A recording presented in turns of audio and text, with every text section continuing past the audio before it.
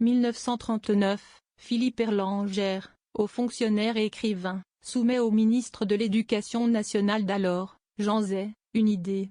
Celle d'un festival entièrement dédié au cinéma.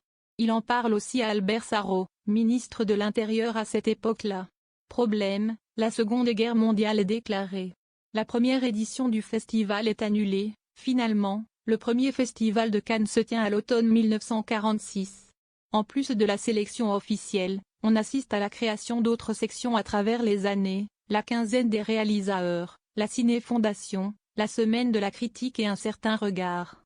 En outre, le marché du film de Cannes attire quelques 11 000 participants chaque année. Ce 13 mai 2025, la 78e édition a débuté avec l'actrice Juliette Binoche-Officier en tant que présidente du jury.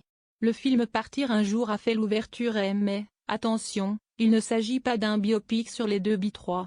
Juste une petite et sympatoche dramédie musicale portée par Juliette Armanet et l'étoile montante du cinéma français, Bast Flashback, nous sommes en 2002. Il traîne un parfum de scandale dans l'air du festival de Cannes. Voire carrément une odeur de soufre. La raison ? Irréversible. Un film cru, violent, sans concession réalisé par Gaspard Noé. Un rap and revenge porté par le couple glamour à ce moment-là, Monica Bellucci et Vincent Cassel.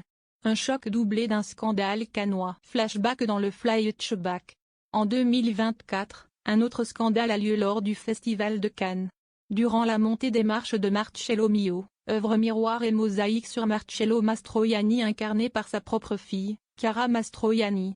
On retrouve aussi la taulière Catherine Deneuve dans le long-métrage, mère de l'actrice.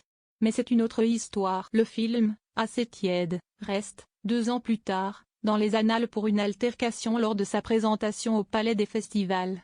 Kelly Rowland, chanteuse américaine, actrice à ses heures perdues et ex-membre des Destiny's Child, s'est crêpé le chignon avec une agent de la sécurité sur le tapis rouge.